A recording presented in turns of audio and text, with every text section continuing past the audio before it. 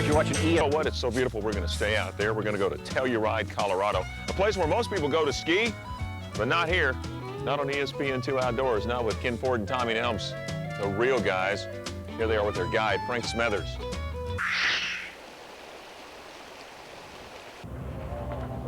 How you doing?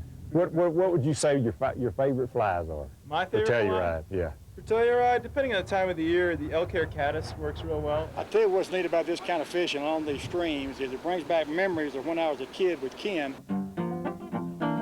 Where'd you go fly fishing? Woods Lake. In Woods Lake. Did you catch anything? I caught a brook trout. There you go. He's just a little fella. Yeah. Let me just be real careful. Yeah, let's don't hurt him. Now, Tommy, this is your personal slam. If you can catch a brown trout, this is a brookie. Is that a brookie? It's a brook trout. So you're going for 4 species personally. Say it to my Buggers are my favorite fly. Listen, tell them what you caught the other day when you were fly fishing. You got nymphs. You got some midges. Have y'all ever been fishing? No? You caught a fish. I'm Dr. Ford. How you doing? What kind of fish did you catch? Trout and rainbow. A rainbow trout? You can approach fly fishing really as a simplicist. I swear, before I was a guide, I fished with about a dozen flies, and I'm not really sure that I catch a whole lot more fish now. I had 1 box of flies, you know, some sneakers, and no fishing glasses or anything like that. Anybody remember? Grandpa did. Were you Grandpa made Trout fly. Okay, this is enough, man. I don't want to be a rock star anymore. Man. I'm not ready yet. I like it. I like it. That was great.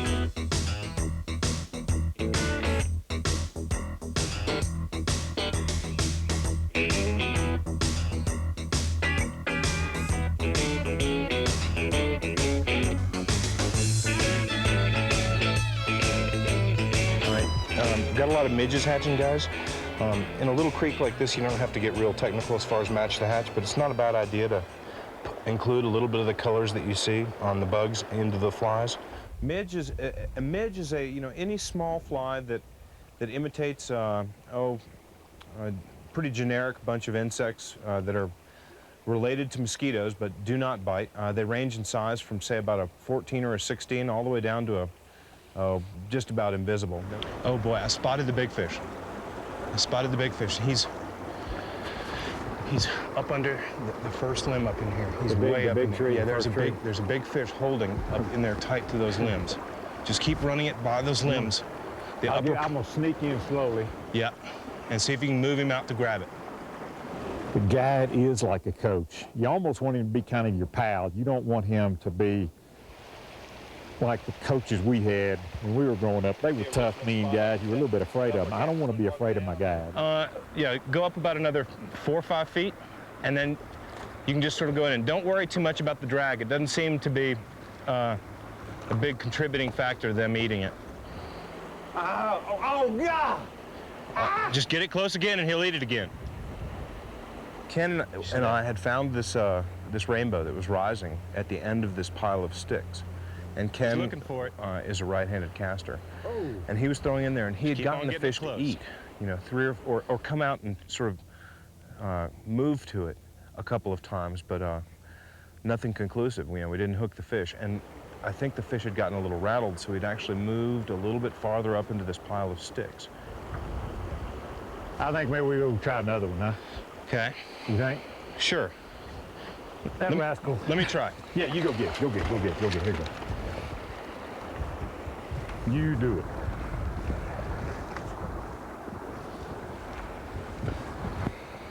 I keep forgetting he's left-handed. He went after my fly twice, but he wasn't quite quick enough. So Frank, what he does, he makes a bad cast. It catches on a limb, it dangles from the limb, and it doesn't move, so the trout then is going to be quick enough to get it. And it makes Frank look pretty good. Oh, was that funny? That was cool. It was hanging off that limb. Oh, that was so fine. That was too fine. What's he doing? He's gone crazy. It's a rainbow. It's a rainbow. Yeah. That's going to be a rainbow? Not a bad one either. For such a little bitty creek. Wow. Boy, you know what trouble you gave us, fish? You know, that was, let's see, 1, 2. Ken didn't do anything wrong there. That was really, it was kind of a left-handed spot. and I'm a lefty, so I lucked out. That was pretty lucky. I was pretty lucky. He hardly didn't do anything wrong. I think I just got real lucky. Little fish, little creek, but that was a blast. That big was a great fun, job. big Great fun. job. Good All job. right, thanks for letting me do that. Oh yeah, let's go on down and see if we can get All right. another one. That was fun.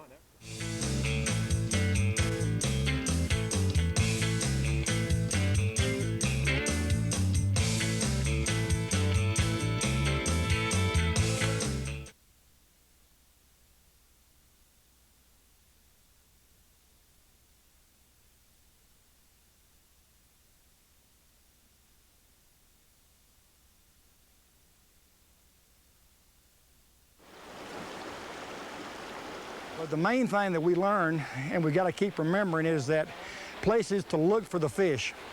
Under the underbrush, under the trees, behind the rocks, in front of the rocks. Find places that hold the fish. That's what is neat about this kind of fishing, is to target an area and say there should be a fish there, and cast and catch a fish. That is what is so self-satisfying about this kind of fishing. What you want to do is you don't want to change anything when you want to drop that fly in there. Hit your front stop and just lower it to the ground. There you go, that's better. Actually, once we started, he really only fly fished one time before we started the real guys. And since we started the real guys, he's really, I was the guy that taught Tommy and them how to fly fish. So if you see any bad looking casts, it's not because of me, he just wasn't paying attention. You had him, I had him. Tommy? I did, yeah. Tommy, it's over. Yeah. Dadgummit, at least I hooked him that time. Yeah, you just hooked a little him. bit. All right, all right. It's the kind of fishing that you can fish and literally not catch any fish, but you're in surroundings that are so beautiful, it just gives you a good feeling to be out here. And that's what fishing is all about. It's a family activity, and this type of fishing in Colorado, in these small streams, fly fishing, light tackle, sight casting, is a challenge, and it's just so much fun. And I guarantee you most people will love it. There, lift it. We call that one, didn't we, Frank? Yep. Strip on him. There you go. Yeah. That was a kick. Tom Kid. Frank called that one. Oh wait, let's see. How's our slam working? Well, we're gonna find out. Listen to brown. me. Too big to turn. It's brown. No, it's cutthroat. Cutthroat? Oh, good. Purebred cutthroat. Purebred. God, that's fine. Look at that. Oh, is that beautiful? These things, their last name scientifically is Clarkeye, because they were discovered by the Lewis and Clark expedition. If you look up under his chin right there, you can see that orange slash. Oh, yeah. This is a Colorado River cutthroat, and probably in the next 4 or 5 years, they're going to be on the endangered species list. But Frank, that resembles a brown trout, though, in a lot of ways, doesn't it? It does. Yeah. These have much finer scales than a rainbow. Let's get him back in the water. Yeah. I really don't want to hurt him. Yeah. But bright red fins, and man, they love dry flies. They just love them. I had dinner last night with Frank, and he told me there was a big trout in a little pool up close to Lizard Head Pass. And he said he knew where it was. They hadn't hooked it, and this was the hole. That's him. That's him. Again, I guess I want to make a... All right. Look at the tree again. If you come back, there's sort of a light green rock that almost looks rectangular. Okay, now where do I come from that? Okay, what you want to do is you want to throw about 6 feet shy of that. Yeah. And just land, but right in line with it. That's what makes it so much fun on these little creeks, is because you can see everything. He's looking right out at us. That nymph went by. Now I saw him come out from that rock and make a big turn and just swing down the river and pick that nymph up. You got it. Yeah. Nice. Holy mackerel jack. Woo. I may let you sneak down. I'm below him. All right. Oh, he's really pretty. Anybody that can take a vacation with their kids can enjoy something like this. Idaho, Colorado, Wyoming, Utah, there's a lot of public access water, and most people are too busy trying to get somewhere instead of pulling off the road. You know, you got your little kid, you can get an inexpensive fly rod, get some little bitty old flies, and come down here with a picnic and have a lot of fun. All right. Nothing huge, but he's really pretty, and I'm just going to kind of cradle him real lightly. I'm not squeezing him. And I'm just going to kind of wait till he sort of takes the initiative and swims off himself. That's a good rule of thumb. But you want to hold him in that sort of medium speed water just to get that oxygen through his gills. There we go. All right. That That's was how you fine. want to, that's how you want to turn them loose and make sure that they're okay.